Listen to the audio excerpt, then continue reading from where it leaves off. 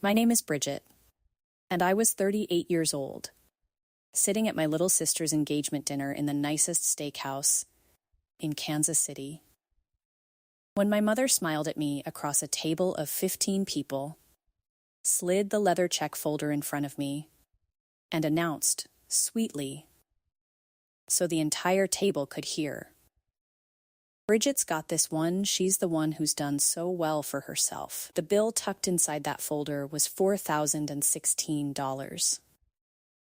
I want you to sit in that chair with me for a second, because I've replayed this moment more times than I can count. 15 people around a long, candlelit table. My sister Whitney glowing in her engagement dress. Her fiancé Spencer and his parents, wealthy people, the kind of people my family had spent weeks straining to impress, watching politely from across the table over the rims of their wine glasses. The remains of a meal that had included $200 steaks and bottles of wine I'd watched my family order without once glancing at a price. And my mother, with that warm, public, performed smile, sliding a $4,000 bill across the white tablecloth toward me as though she were doing me a great honor by allowing me to pay it. I felt every eye at that table land on me at once. I felt the particular heat of public humiliation climb up my neck and into my face. And I felt, underneath it, a kind of weary, sinking recognition, because some part of me, the part that had been the family's wallet for 38 years, was not even surprised. Of course it was me. It was always going to be me. That was the role. And as I sat there, with my face going hot and 15 people waiting to see what I would do, the restaurant manager appeared at my shoulder, leaned down very close, and whispered 6 words into my ear that changed everything I thought I knew about my own family. He said, "They arranged for you to pay." Welcome to composed drama stories, where the women everyone underestimated finally tell their side. If quiet strength and slow justice are your kind of evening, stay with me.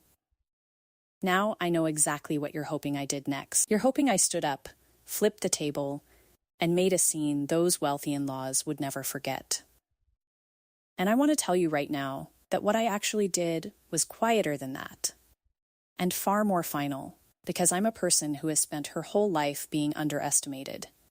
And underestimated people learn that the loudest move is rarely the strongest one. I'm going to tell you what those 6 words were in full, and what I did at that table that made my own mother go pale a few months later.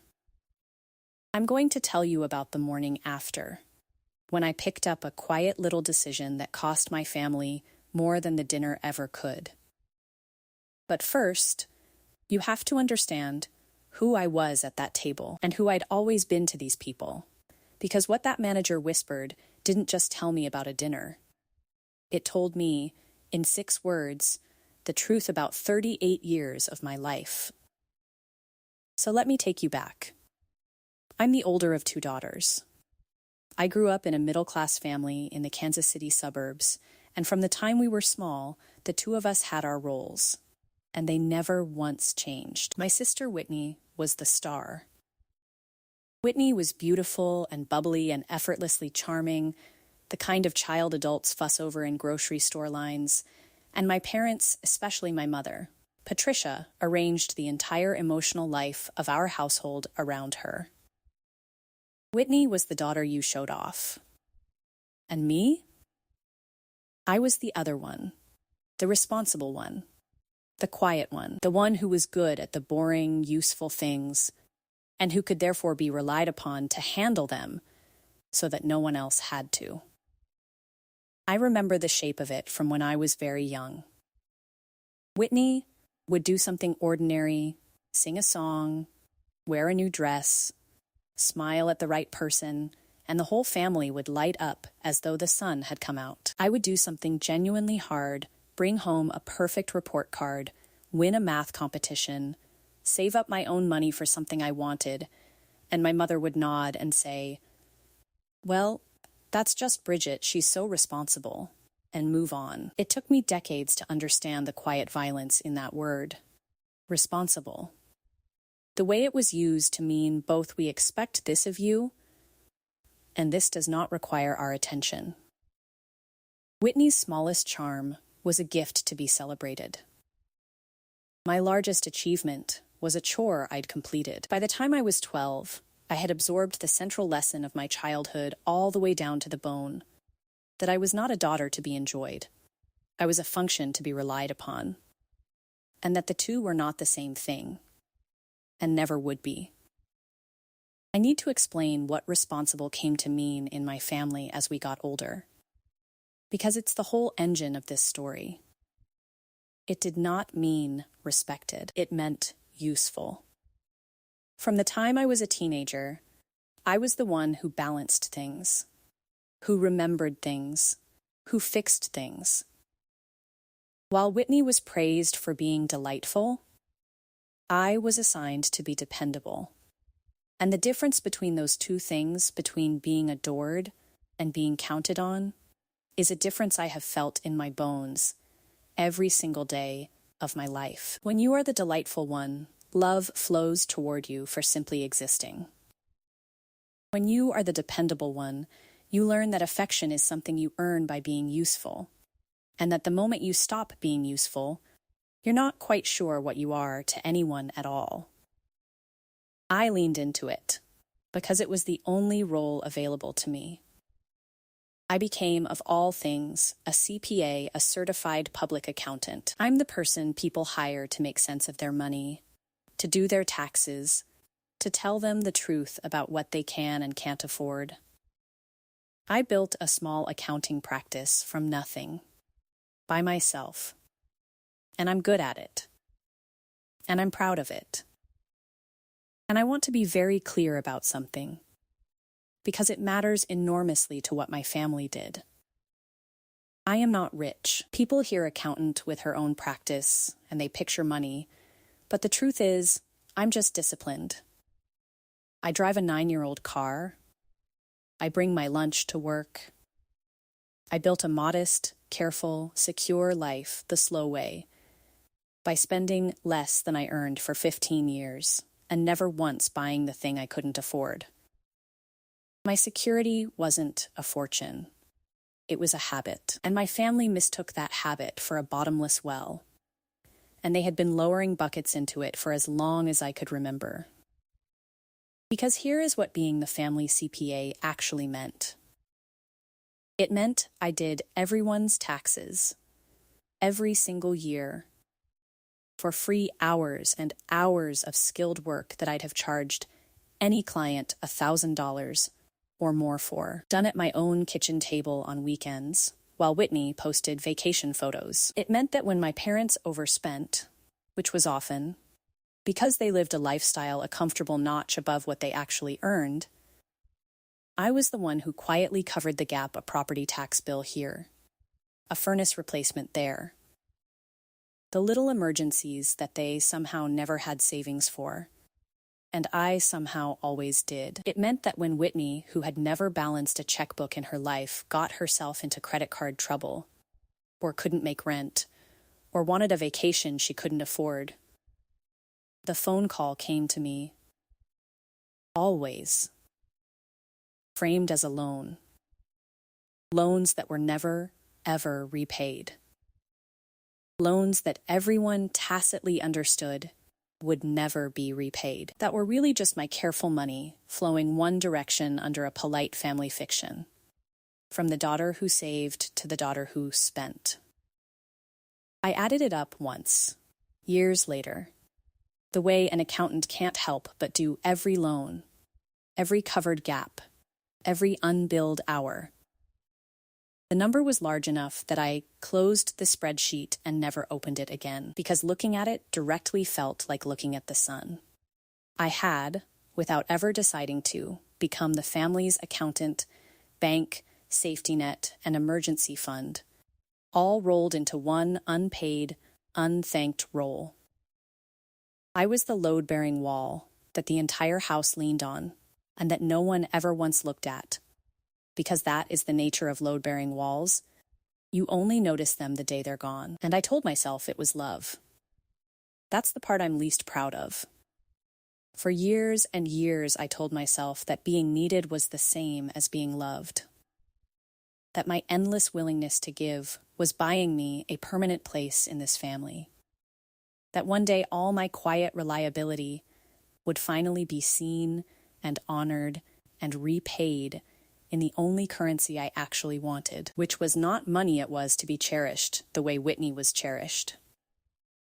I kept paying, in dollars and in hours and in swallowed hurt, because somewhere deep down I believed that if I just gave enough, gave until it hurt, and then gave past that, I would finally earn the love that Whitney got, for free, for nothing, for simply being theirs. I was auditioning year after year for a part that had been cast before I was even born. Which brings me to Whitney's engagement. Whitney, at 34, had landed Spencer, and Spencer, importantly, came from real money. Not my family's pretend money, but the actual kind, old, quiet, effortless wealth. The kind my mother had aspired to and performed toward her entire life, without ever once possessing. His parents had a lake house and a certain unbothered ease about them that money buys, and from the moment Whitney brought Spencer home, you would have thought, from the way my mother carried on, that it was she herself who was marrying into the family. This engagement was the great social triumph of Patricia's existence. It was her lifelong dream made flesh her chance to prove to the world, and most especially to Spencer's polished parents, that we were people of substance, people who belonged in rooms like theirs. And so the engagement dinner was going to be, in my mother's words, repeated to me on the phone with breathless excitement. Something special. A celebration at the finest restaurant in Kansas City. A statement. A performance of a wealth we did not have, staged for an audience of people who actually did, which, I would come to understand, is the most expensive kind of theater there is, and someone always has to pay for the tickets. I should have seen it coming. Looking back, every sign was there, lit up like a runway. My mother called me 3 separate times in the 2 weeks beforehand, and each call was dripping with a sudden, unusual, almost dizzying warmth, telling me how proud she was of me, how well I'd done with my little practice, how I was the successful one, the daughter who'd really made something of herself. I had gone my whole life starved for exactly those words from her, and so when they finally came, I drank them straight down without ever once stopping to ask why they had appeared, all at once, in a sudden flood, right before an extravagantly expensive dinner. That is the cruelest mechanism of being the dependable child. You are kept so hungry for the easy love the other one gets for free that the moment someone finally offers you a taste of it, you're far too grateful to notice it's been laced. The night of the dinner, my family was radiant. Whitney was beautiful in a dress that probably cost more than my monthly mortgage payment. My mother was performing graciousness for Spencer's parents at a level of polish I'd never once seen her aim at me.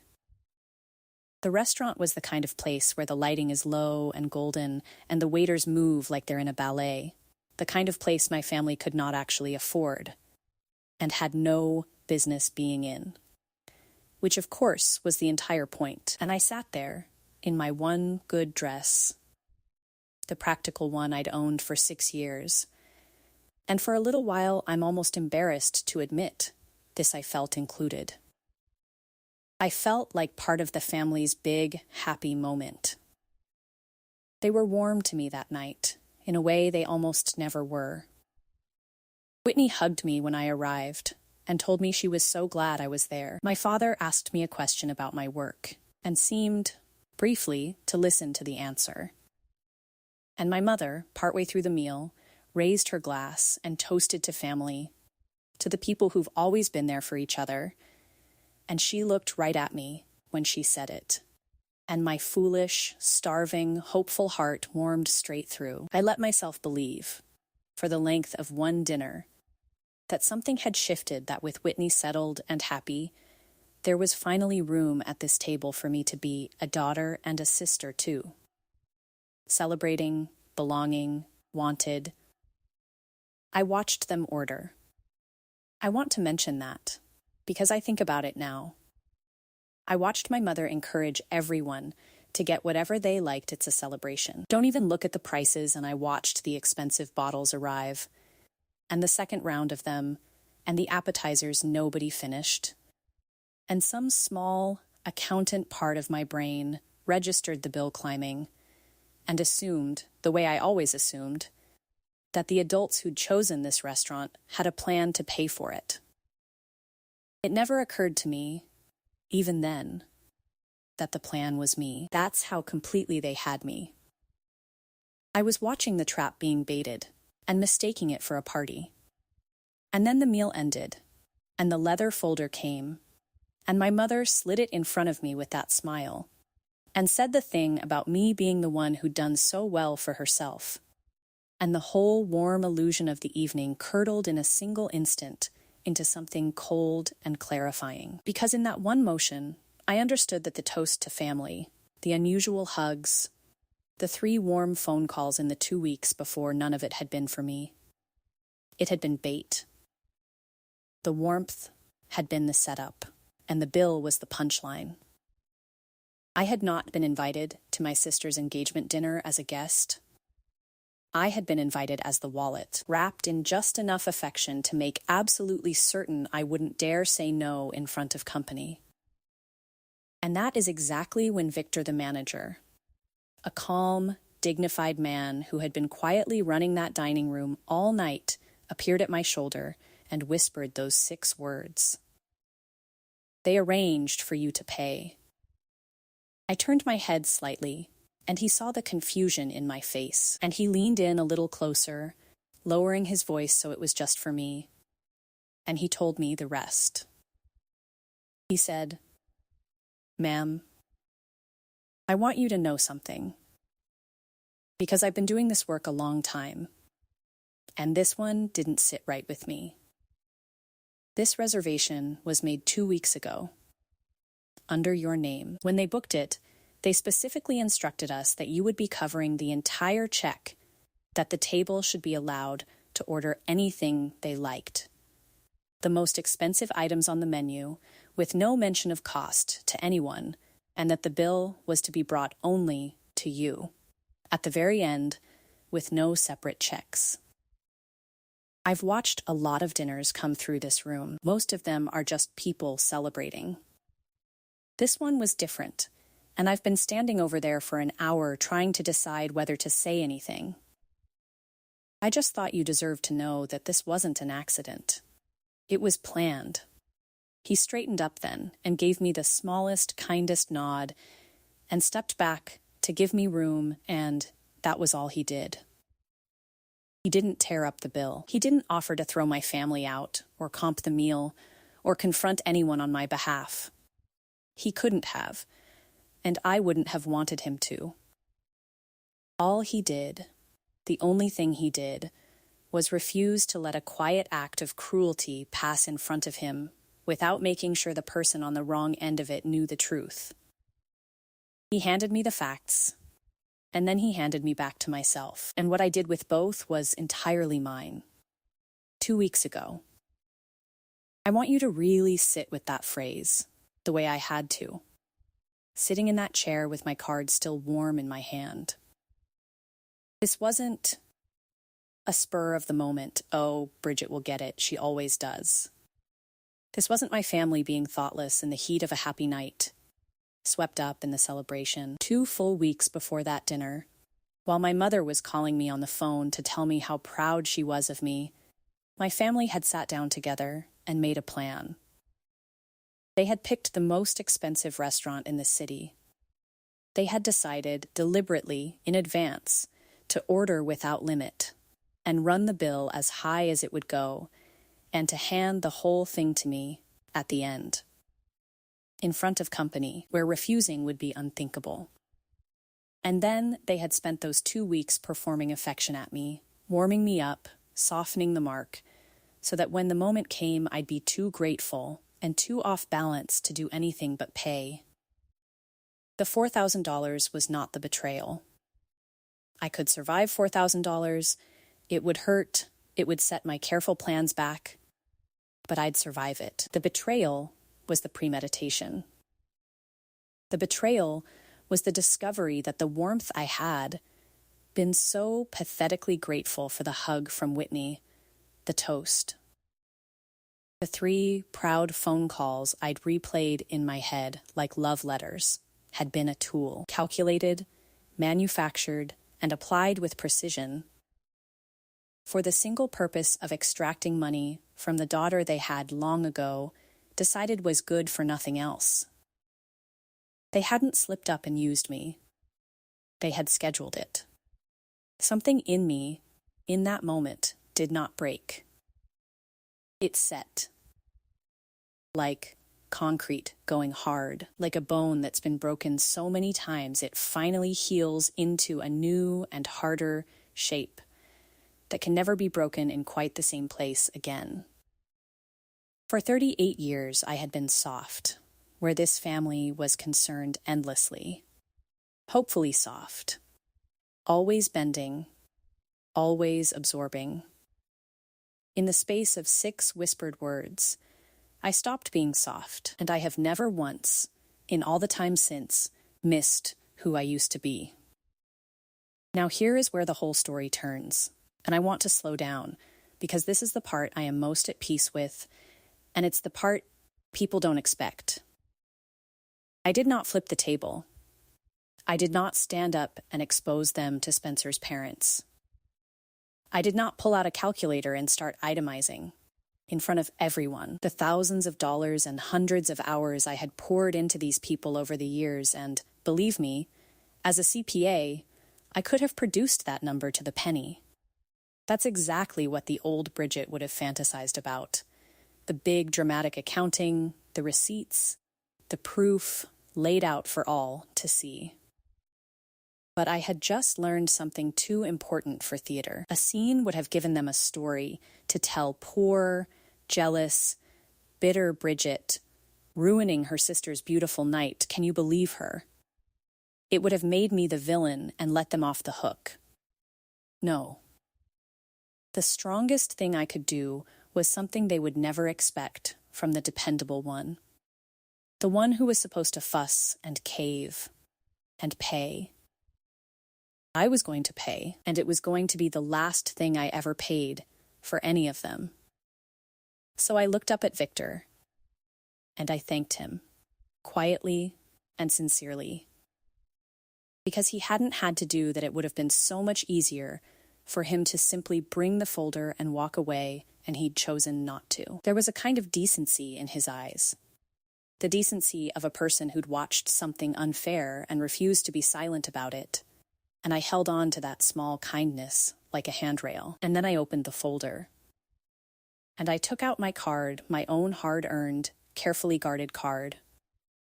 The one attached to the account I'd built $1 at a time over 15 disciplined years, and I paid the $4,016, every cent of it, calmly, without a flicker crossing my face, while my family watched with the satisfied, glowing little ease of people whose plan had worked exactly as designed.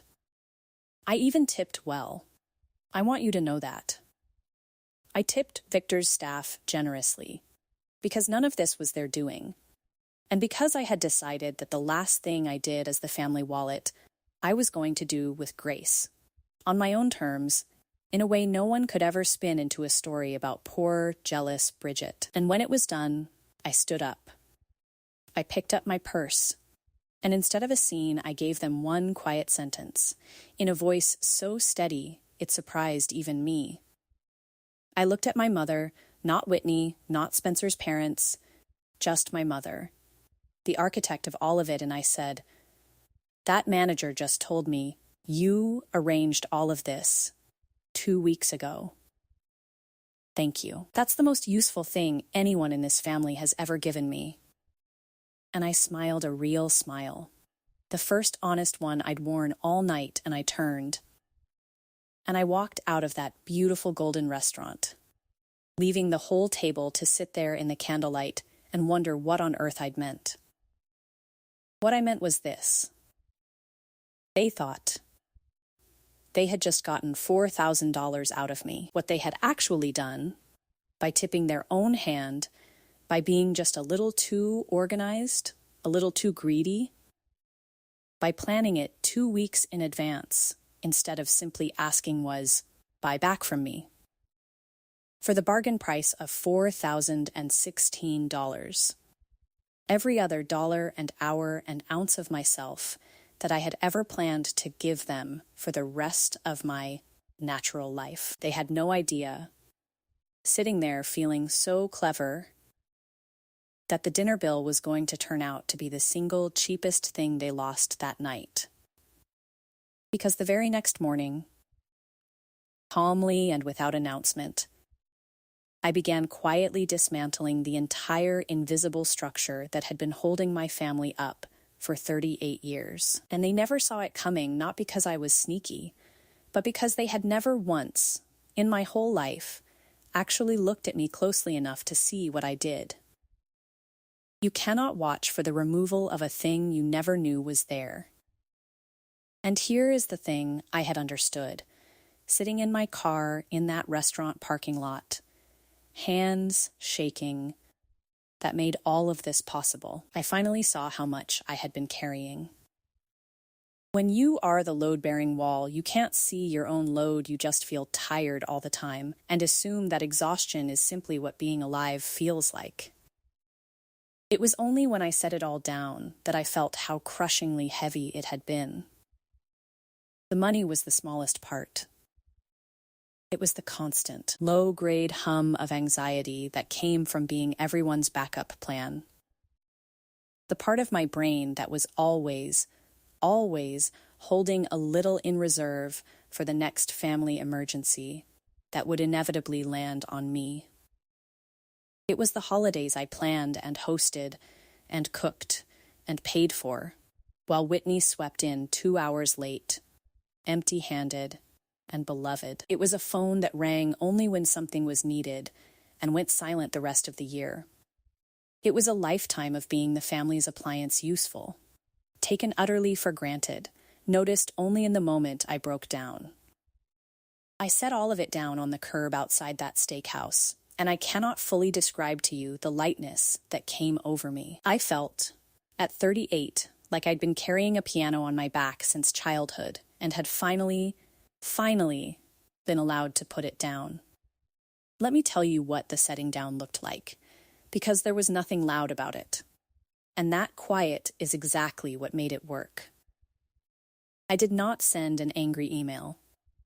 I did not call a family meeting to announce that I was cutting them off. People who announce these things are usually still hoping to be talked out of them, still auditioning, still secretly praying that the threat will finally make them matter enough that someone begs them to stay. I wasn't hoping for anything anymore, and that absence of hope was the most powerful thing I had ever possessed. I just, very simply, stopped. I stopped being the family's accountant, bank, safety net, and emergency fund, all the unpaid jobs I had filled in silence for so long that everyone, including me, had stopped noticing they were jobs at all, and had started mistaking them for my personality. It was tax season within a couple of months, and for the first time in 15 years, I did not offer to do anyone's taxes. I didn't refuse, exactly, I just didn't volunteer, and the offer that had always magically appeared simply didn't. When my father eventually mentioned it, fishing, with a little laugh about how he supposed he'd better get his stuff to me soon, I said, pleasantly, that I was completely booked with paying clients this year, and I gave him the name of a reputable firm. He paid that firm several $100s to do what I had done for free for 15 years, And I have to believe it was the very first time in his life it occurred to him that the thing his daughter did every spring had an actual market price, and that the price had always simply been absorbed, invisibly, by me. When the next loan request came, and it came, of course it came, a few months later, Whitney needing money for the wedding, framed exactly the way it was always framed, as a small temporary, you'll get it right back thing. I said no. I didn't lecture. I didn't bring up the dinner. I didn't itemize a single one of the 100 past loans. I just said warmly and simply and completely, I'm not able to do that. And when she pushed, genuinely baffled, because I had not said no to her once in 34 years and she had no script for it, I said the same 4 words again, with the same warmth and the same finality. And I did not explain myself, because I had finally learned, at 38, that no is a complete sentence, and that I did not owe an explanation to people who had never once offered me theirs. But here's what I want you to understand about the slow justice in this, because it is the realest kind. I didn't have to do anything to my family. I didn't have to plot or punish or expose. All I had to do was stop holding them up and let them discover, on their own, in slow and grinding detail, exactly how much of their life had been standing on me. It started to show within months, and it showed first in the very place they cared about most, in front of Spencer and his wealthy, watchful family, because that comfortable, slightly too grand lifestyle my mother performed, the one carefully designed to prove to the world that we belonged in Spencer's family's orbit, had always been quietly propped up by me. By the gaps I filled, by the shortfalls I covered, by the financial competence I lent, for free, to a family that had never developed any of its own. Because they'd never had to, because I was always there. Take the wall out from under a structure, and the structure doesn't fall all at once. Dramatically, it just starts to sag and crack and list to one side in 100 small, embarrassing ways. And that is exactly what happened. Whitney had begun planning her wedding at the same grand scale as the engagement dinner, the big venue, the designer dress, the lavish everything, on the unspoken, lifelong assumption that the money would simply appear the way it always had. And why wouldn't she assume that? It had appeared her entire life. She had never once in 34 years seen the machinery behind it, never known there was a sister underneath the floor making the money appear. So she signed up for a wedding the family could not actually afford. And then the bills came due, and for the first time there was no Bridget to call, no quiet accountant to restructure it and cover the difference, and make the problem disappear before anyone had to feel it. I heard about the fallout secondhand, because I'd stepped back from the daily drama and was, frankly, busy enjoying my own life for once. But I heard that my mother had to sit Whitney down and have a humiliating conversation about money, about a budget. A word that had quite literally never been spoken in our family, because I had always made certain it never had to be. I heard the wedding got smaller. I heard, and this is the part that I imagine cost my mother the most, that they had to ask Spencer's family to cover certain things, and there is nothing on this earth that announces you cannot actually afford your own life quite as loudly as asking your wealthy future in-laws to subsidize the party where you're supposed to be their equals. The grand impression my mother had nearly bankrupted the family to create began to come apart at the seams, and it came apart from the inside, structurally, quietly, with no scene for anyone to blame, and no villain to point at. Just the plain truth, finally surfacing on its own, that the successful family had been standing, the whole time, on the back of the daughter they'd decided was good for nothing but paying, and that she had stepped out from under them, and politely, permanently, declined to crawl back. And then, the way it always does, the family came back to me. Reality has a way of sending people back to the wall they walked away from. It was my mother who came, a few months in, and she did not lead with an apology, because that has never been her way. She led with warmth, that same engineered warmth, switched back on now that something was needed. And oh, how differently it landed on me now that I knew what it was. She told me how much the family missed me, how Whitney was so stressed, how things had gotten so hard, how I'd always been the strong one, the capable one, the one who held everyone together. She was reaching for the old lever, the one that had always worked, the one labeled, "You're so dependable," and she was pulling it and feeling with growing panic that it had come loose in her hand. And I want to tell you about that conversation, because it was the real reckoning, and it didn't look anything like a courtroom. It looked like a quiet woman at her own kitchen table who had finally, after 38 years, stopped auditioning. I let her finish. I let her run all the way through the whole familiar routine, the missing you, the Whitney's so stressed, the things have gotten so hard, the you've always been the strong one who holds everyone together.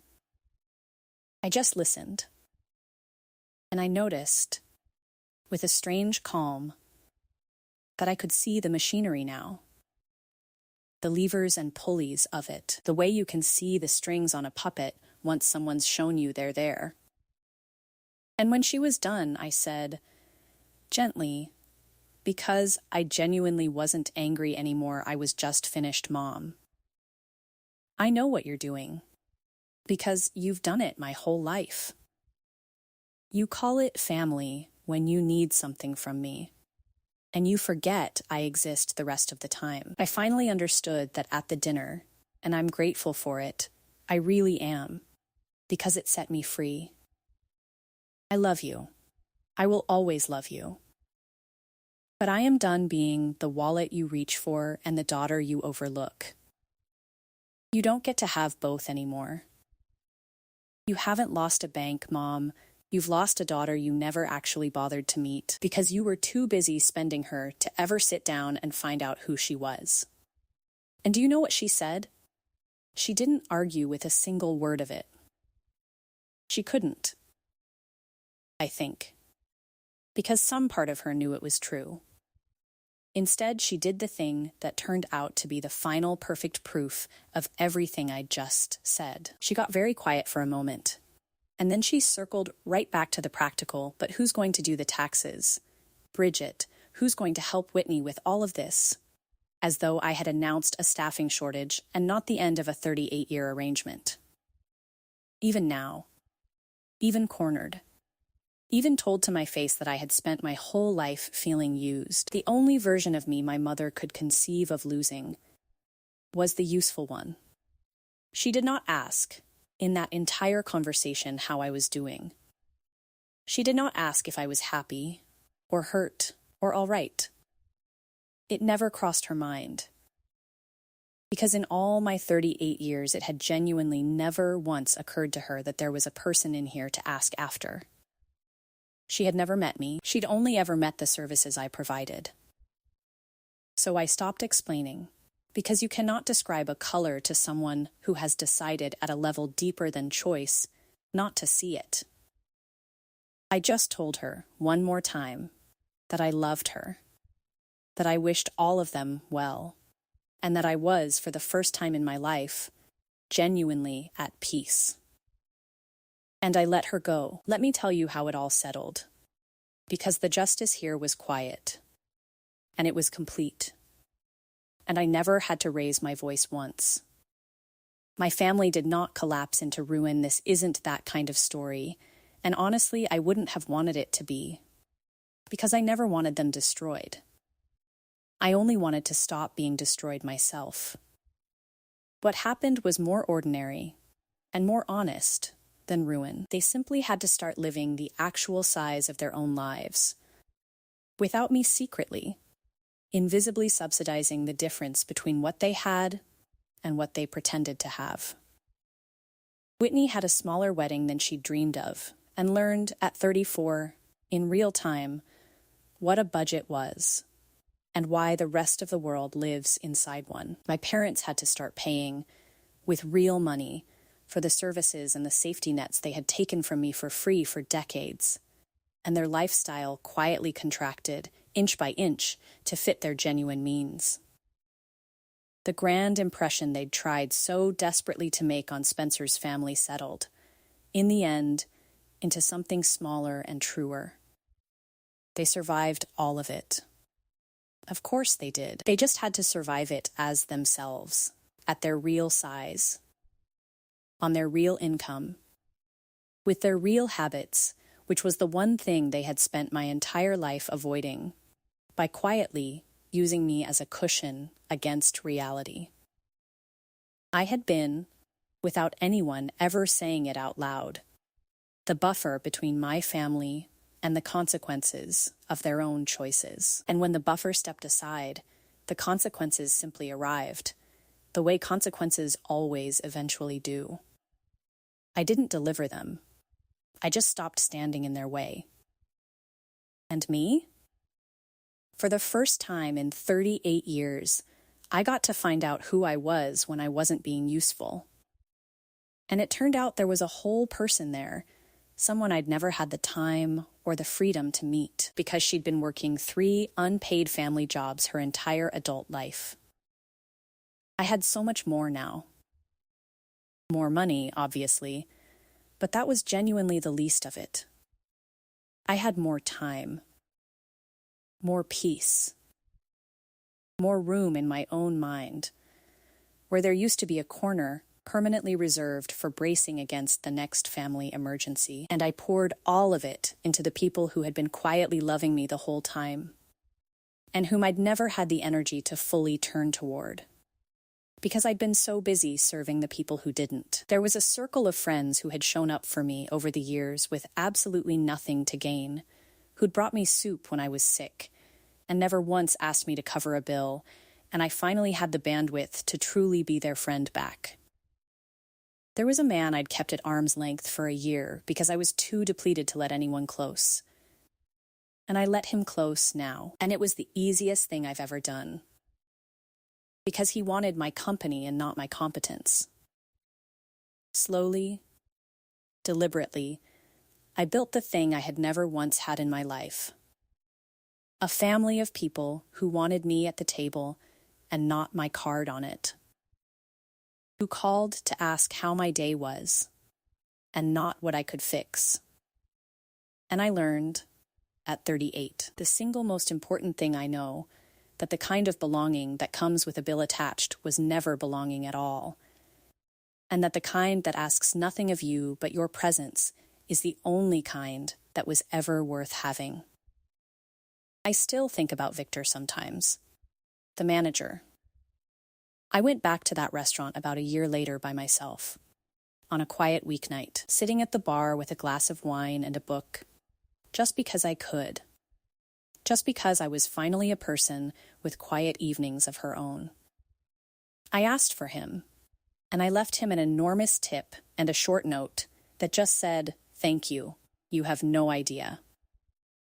He looked a little puzzled and a little touched, and I didn't explain, because some things are too large to explain across a host stand. He probably still has no idea what those 6 words actually did. He thought he was tipping off a stranger about an unfair dinner bill. He was actually handing a drowning woman the one piece of truth she needed to finally climb out of the water. But I want to be very clear about something, because it is the entire point and I don't want you to miss it. Victor did not save me. He couldn't have. No stranger can save you from a thing like this. The most a stranger can ever do is tell you the truth and trust you to act on it. He didn't pay my bill, or fight my family, or fix my life. All he did was light a match in a dark room I'd been standing in for 38 years. The seeing that was mine. The paying, the walking out, the quiet line to my mother, the setting down of the load the next morning, the months of declining to be used, the slow rebuilding of a life around people who actually loved me, every single bit of that was mine. He lit the match. I was the one who finally looked around, saw exactly where I'd been standing all those years, and decided to walk out of the fire on my own 2 feet. So here is what I learned, and I'll give it to you as plainly as I can. There are people who will only ever make room for you when there is a check to sign. They will call it family. They will dress it up in toasts and warm phone calls and a seat at the nice table, but watch the pattern over time. Because the pattern never lies, the affection arrives precisely when they need something, and it recedes the moment the need is met. Learn to watch the timing of people's warmth. It will tell you everything. If someone is tender with you only in the 2 weeks before the bill comes due, that tenderness is not love, it's a transaction wearing love's face. Love does not have an invoice attached. Love does not switch on the instant it needs your wallet, and switch off the instant it has it. And the cruelest version of this, the one I lived, is the one that comes from the people who are supposed to love you most. Because they are the ones who can disguise the using as devotion for the longest, and make you feel ungrateful for ever noticing. There is a world of difference between being valued and being used. And I want to give you the test I wish I'd had 30 years ago, because it's simple. Ask yourself, do these people call when they need nothing? Do they ask how you are? And wait for the real answer.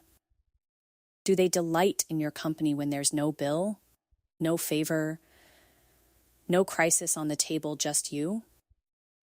Because if the only time you feel wanted is the moment you're useful, then you are not being loved. You are being employed by people who never intend to pay you, in a job you never agreed to take. And the back pay you're owed is not money. It's all the years you spent believing you had to earn a thing that should have been given to you freely.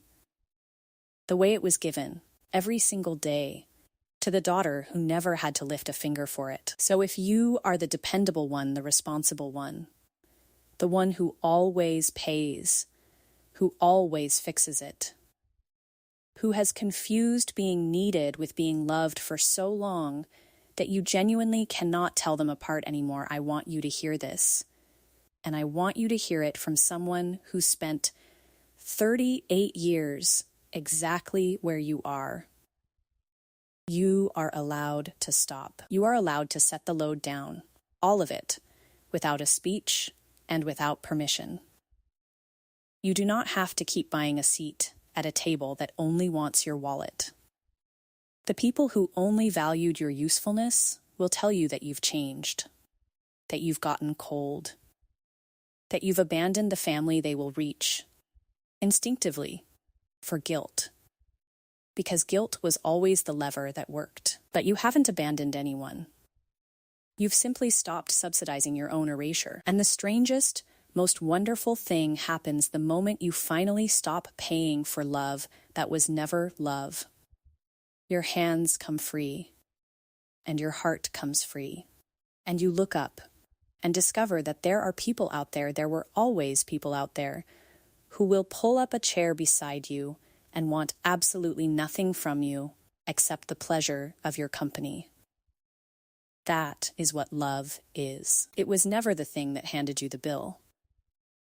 My family made me pay a $4,000 dinner bill, and they sat there in that golden restaurant feeling like they'd won. They thought they'd taken something from me.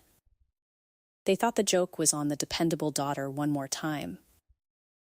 But a kind, observant stranger leaned down and whispered 6 words into my ear. And in that single moment, that $4,016 stopped being the most humiliating bill of my life and became the best money I have ever spent.